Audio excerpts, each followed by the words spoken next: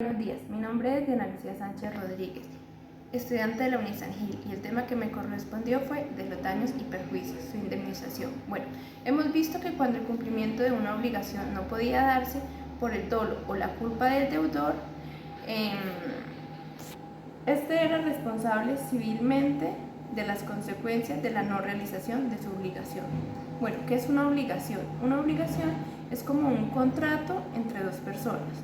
De igual modo, cuando se retardaba dicha obligación, el deudor era responsable civilmente de las consecuencias de dicho atraso. Y justo ahí es cuando nos surge una pregunta: ¿cómo podían hacerse efectivas aquellas responsabilidades civiles? Y justo ahí es cuando aparece una institución de la indemnización de los daños y perjuicios. Pero, ¿qué buscaba dicha institución? Bueno, que si el deudor no ejecutaba la obligación, tenía que indemnizar al acreedor por los daños y perjuicios ocasionados a causa de la no realización de dicha obligación. Y si se retardaba en el cumplimiento de dicha obligación, debía indemnizar al acreedor por los daños y perjuicios causados por la demora de la realización de dicha obligación. Nos decía que el objeto de la obligación debía ser apreciable en dinero. Dice que la indemnización de los daños y perjuicios está constituida por dos elementos: el daño emergente y el lucro cesante. A continuación les voy a leer cuál sería cada uno y luego con un ejemplo les voy a explicar. El daño emergente, o sea, la pérdida que representa para el acreedor verse privado del objeto propio de la obligación. Bueno, un ejemplo para esto sería que Juan es un vendedor y le va a vender a Pedro un collar que vale 100.000 pesos. Juan le entrega a Pedro el collar, pero Pedro no le entrega a Juan los 100.000 pesos. Ahí es donde hay un daño inmediato. Bueno, el segundo es el lucro cesante. La ganancia que el acreedor habría aportado de este objeto en su poder y que no ha aportado a consecuencia del incumplimiento de la mora del deudor. Bueno, con el mismo ejemplo de Juan y Pedro, pero en este caso, Juan le va a vender a Pedro el collar en 100.000 pesos. Pedro le dice que va mañana, Pedro no va mañana, que va en una semana, Pedro no va en una semana. Ahí Juan está perdiendo dinero porque le está guardando el collar a Pedro, mientras que Juan lo hubiera podido vender a otra persona y más caro, lo hubiera podido vender en menos tiempo.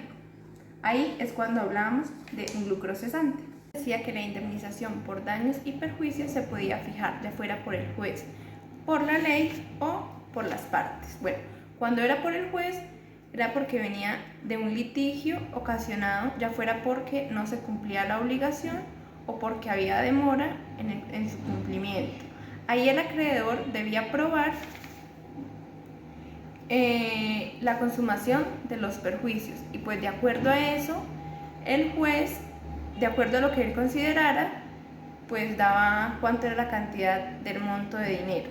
También nos decía que por una constitución de Justiniano, si se tenía por obligación la entrega de un objeto, no se podía, indemnizar, no se podía pagar el doble del valor de ese objeto.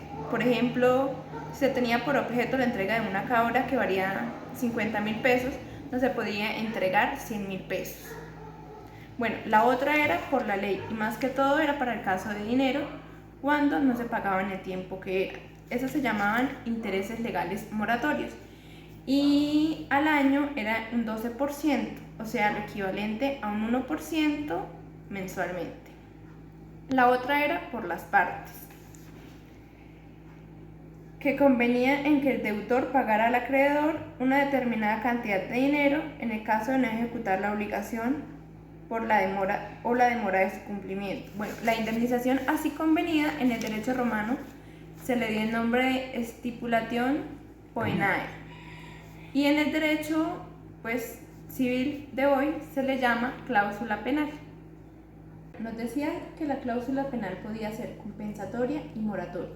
Bueno, la cláusula penal compensatoria tenía envuelto el valor del objeto y la utilidad de la pérdida, mientras que la cláusula moratoria no tenía envuelto el valor del objeto, pero sí el perjuicio ocasionado. Nos dice que la stipulation poenae ha tenido desde el derecho romano un carácter de obligación accesoria y condicional. Bueno, ¿por qué accesoria?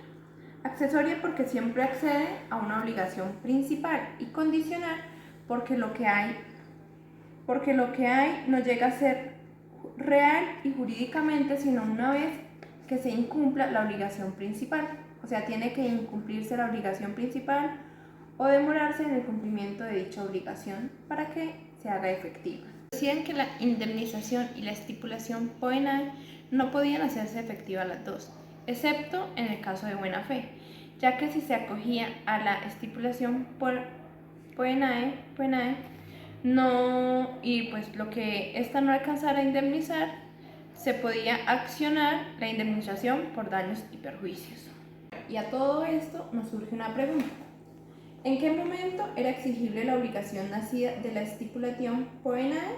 Bueno, nos dice que si se trataba de una pena compensatoria, bueno, se hacía desde que la obligación principal fuera exigible y que el deudor no satisfajera el objeto propio de dicha obligación y que no debía estar en mora para hacerla exigible. Para una pena moratoria se debía hacer el requerimiento de la interpellatio. ¿Qué era la interpellatio? Era el requerimiento del pago del deudor. ¿Para qué? Pues para que, si éste no realizaba dicho pago, de una vez entrara al estado de mora. Finalmente nos dice que el acreedor no tenía ninguna necesidad de probar que había sufrido perjuicios con el incumplimiento de la obligación para exigir el pago de la pena. En este caso, obraba solamente la virtud de la estipulación penal, sin que el deudor pudiera contradecir la acción alegando que el incumplimiento o la mora no había causado ningún perjuicio al acreedor.